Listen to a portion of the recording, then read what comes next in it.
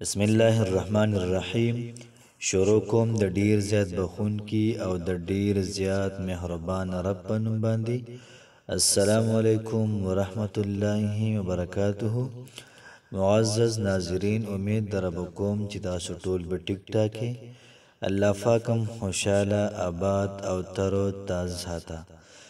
نن چې کومه زمونږ وظیفه ده ډیره زیاته زبردسته اعلی وظیفه ده. دغه رنګ محترم فرمای چې په دنیا کې انسانان ژوند تیری او دغه رنګ په انسان باندې هر قسمه حالات راځي. فرمای محترم چې کله یو انسان دا په ټینشن کې وي او دغه رنګ کله یو انسان دا پریشانه کې وي، نو دا یو دعا تاسو وایي، به تاسو تماشا کوئ چې الله پاک څنګه ستاسو پریشانی، الله پاک څنګه ستاسو ټینشن دا لرکي. یو پیر هو تجربه کې کنا ځان له وظیفه کې سل پیری، ځان له وظیفه کې روزانه سل پیری وای. څوک چې څومره ډیر دا وظیفه کوي ان شاء الله العزیز الله پاک بدر انسان ټول ټینشن دا بلر کی.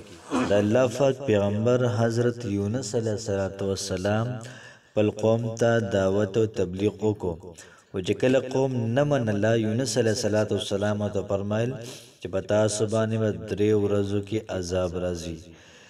نو کله یونس علیه السلام خپل قوم نه روان شو، یو کشته کې کېناستو، بیا د کشته نه لاندې ټوپ کړلی یو مئی یونس علیه السلام دا تیر کو.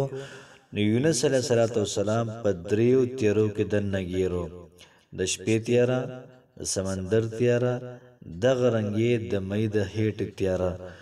یونس علیه السلام په دغه ځای کې د الله پاک یو نوم یاد کو، دغه رنګ د قرآن مجید د یو آیت تلاوت شوی دی.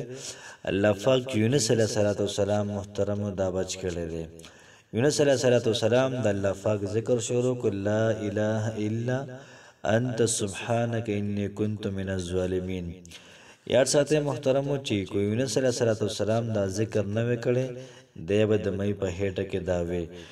یونس علیه السلام څومره په غټ ټینشن کې او غټ مصیبت کې وو. الله پاک کوي چې یونس علیه السلام د آیت ویلې دی، یونس علیه السلام دا وظیفه کړې ده، ما بچ کړی دی. دغه رنګ په تاسو کې هم کو څوک په ټینشن کې وي، پریشانۍ کې وي او ډیر زیات غټ مصیبت کې وي، دا وي ان شاء الله العزیز الله پاک به غوړه ضرور محترم دا شفا ورکړي. نو کوشش وکړو چې دا ویډیو د ثواب په نیت باندې مخکې را شیر کړو. الله پاک مو خوشاله ساته. السلام علیکم ورحمت الله وبرکاته.